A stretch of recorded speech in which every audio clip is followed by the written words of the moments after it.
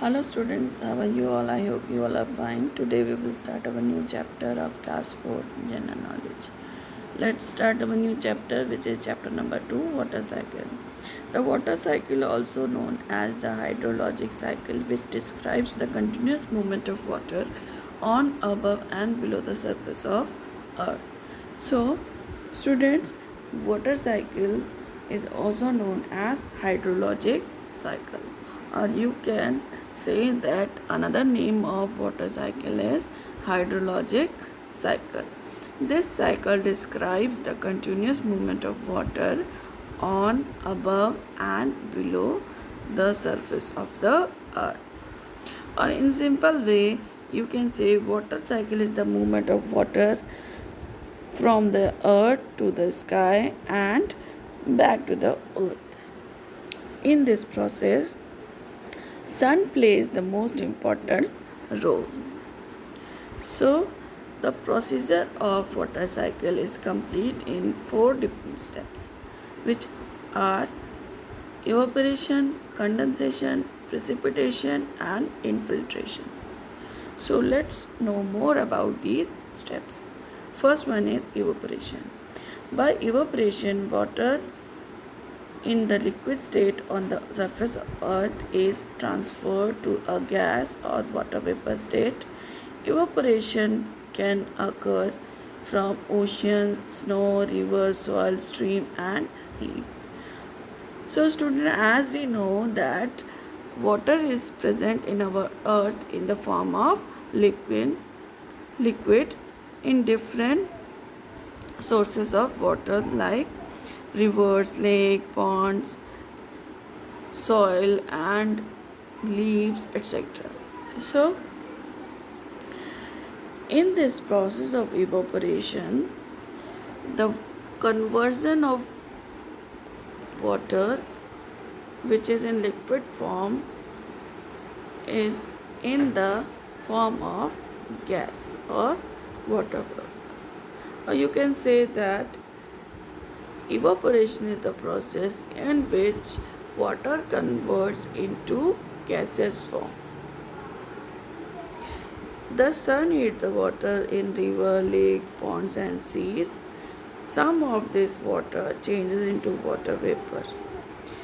This process in which the water changes into water vapor by the heat of sun is called evaporation in our nature. So let's move to our next step. Next step is condensation. Condensation is the transition of water from the gas state to the liquid state. When air can no longer hold the amount of water vapor it contains, the water returns to the liquid state and falls as precipitation. So student, condensation is the process in which transition of water from the gaseous state to the liquid state happened. Means in this process the water vapors changes into liquid state. Or in simple words, you can say water vapors in the process of evaporation rises up high in the air and cools down to form clouds with tiny droplets of water. This formation of clouds with tiny droplets of water is called condensation. When the air is unable to hold the weight of these tiny droplets of water, it falls as precipitation. So our next step is precipitation. So the precipitation on earth occurs in form of rain, snow and so on. So as earlier I told you that these tiny droplets which are present in clouds falls in the form of rain is called precipitation. In colder places, these water droplets in the clouds come down in the form of snow. Thus, the water is returned to the river, lakes, ponds, and seas in the form of rain and snow. So, you can also say that rainfalls is also called precipitation of clouds. So, our next step is infiltration. So, in infiltration, you can see in the picture what is happening. Precipitation that falls on earth is reused. Some reaches the sea, ocean directly as surface runoff. Some infiltrates the ground as groundwater and eventually reaches the sea.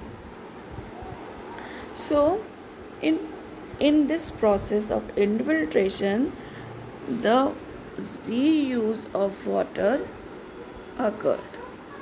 Means precipitation, or you can say rainwater, is reused on earth. Some of the rainwater washes out, or you can say surface directly as surface runoff into the rivers, lakes, ponds, and sea or ocean. But some amount of water gets soaked by the ground and reaches to the groundwater under the earth, and eventually groundwater is also reaches to the sea level, or you can say reaches to the sea. So students, in these 4 steps our water cycle or hydrologic cycle complete. So I hope you understand these 4 steps of water cycle, which are: first one is evaporation, in which water converted into gaseous form. Second is condensation. Here the water vapors condenses into water droplets and form the clouds.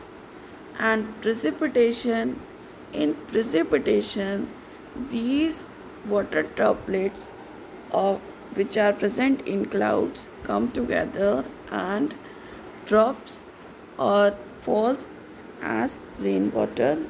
And in infiltration, these fallen rainwater is reused by the earth as it fills all the water resources like river, lake, sea, etc.